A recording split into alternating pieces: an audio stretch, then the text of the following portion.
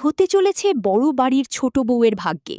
একদিকে যখন অভাবের তাড়নায় বড় বাড়ির বউরা রাস্তায় নেমে মাটির পুতুল বিক্রি করতে শুরু করেছে, তখন অন্যদিকে নিজের স্বামীই হয়ে দাঁড়িয়েছে সবথেকে বড় শত্রু। আপনারা কি ভাবছিলেন ছোটু কখনো আহানাকে বাড়ি থেকে বের করে দেওয়ার কথা ভাববে?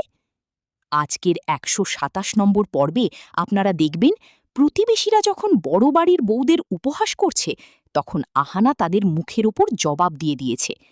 কিন্তু এই আত্মসম্মানই কি তার কাল হবে?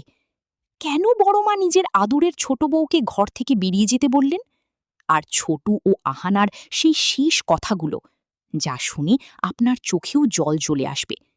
বিচ্ছেদ কি তবে অবধারিত? সব জানতে ভিডিওটি শেষ পর্যন্ত দেখুন। বন্ধুরা, আজকের এপিসোডের শুরুতেই আমরা দেখি এক হৃদয় বিদারক দৃশ্য। অভাবের তাড়নায় বড়মা এবং বাড়ির সব বউরা মিলে সিদ্ধান্ত নিয়েছেন তারা পাড়ায় পাড়ায় ঘুরে মাটির পুতুল বিক্রি করবেন। বড়মা মনে করেন মেহনত করে রুজি রোজগার করায় কোনো লজ্জা নেই। কিন্তু সমস্যা শুরু হয় যখন তারা পাড়ার মোড়ে গিয়ে দাঁড়ান। পাড়ার কাকিমারা যখন বড় বাড়ির বউদের রাস্তায় দেখেন, তারা সাহায্যের বদলে উপহাস শুরু করেন। ১৬০ টাকার মূর্তির দাম তারা মাত্র ১০০ টাকা দিতে চান। ছোট বউ অর্থাৎ আহানা বোঝানোর চেষ্টা করে যে এই পুতুল তৈরিতে কতটা পরিশ্রম এবং খরচ হয়েছে। কিন্তু কাকিমারা শোনেন না, উল্টো মিলিকে তার বৈধব্য নিয়ে কটু কথা শোনান এবং তাকে শ্বশুরবাড়ি ফিরে যাওয়ার পরামর্শ দেন। আহানা যখন দেখে তার মেজদি অর্থাৎ মিলিকে অপমান করা হচ্ছে, সে আর চুপ থাকতে পারে না। সে কাকিমাদের মুখের ওপর বলে দেয় যে শ্বশুরবাড়ি যদি নরক হয়, তবে সেখানে তার দিদি ফিরে যাবে না। আহানার এই কড়া জবাব শুনে কাকিমারা রেগে যান। তারা আহানাকে মুখরা আর বেয়াদব বলে গালি দেয়। পরিস্থিতি সামলাতে বড়মা নিজে পাড়ার লোকেদের কাছে হাত জোর করে ক্ষমা চান এবং আহানাকে ঘরে ফিরে যেতে বলেন। বড়মা আজ আহানার উপর খুব বিরক্ত হন, কারণ তার ব্যবহারের জন্য তাদের খদ্দের চলে যাচ্ছে।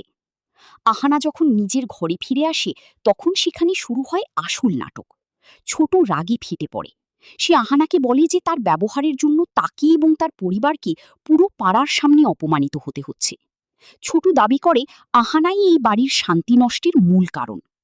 আহানা যখন প্রশ্ন করে যে সে তো বাড়ির ভালোর জন্যই সব করেছে, তখন ছোট জানায় সে আহানার সাথে আর এক মুহূর্তও থাকতে চায় না। ছোট বলে, আহানা, আমি একটা সুশীল বউ চেয়েছিলাম, কিন্তু তুমি আমাদের পুরো সংসারটাকে ভেঙে চুরমার করে দিলে। আহানা তখন অত্যন্ত শান্তভাবে নিজের মনের কথাগুলো বলতে শুরু করে। সে বলে, আমি এই বাড়ির ছোট বউ নয়, ছোট মেয়ে হয়ে থাকতে চেয়েছিলাম। এই বাড়ির ফাটলগুলো আগে থেকেই ছিল, আমি শুধু সেগুলো আড়াল করতে চেয়েছিলাম। আহানা স্বীকার করে যে সে এই বাড়িকে ভালোবেসেছে, কিন্তু বিনিময়ে শুধু ঘৃণা পেয়েছে। গল্পের শেষ পর্যায়ে ছোটু যখন তার সাথে থাকার সমস্ত ইচ্ছে হারিয়ে ফেলে, তখন আহানা এক কঠিন সিদ্ধান্ত নেয়। সে বড়মার কাছে গিয়ে দাঁড়ায় এবং জানায় যে তার ছেলে অর্থাৎ ছোটু তাকে আর স্ত্রী হিসেবে মেনে নিতে পারছে না। এই বিচ্ছেদ কি তবে সময়ের অপেক্ষা? বড়মা কি পারবেন তার ছোট বউকে আগলে রাখতে?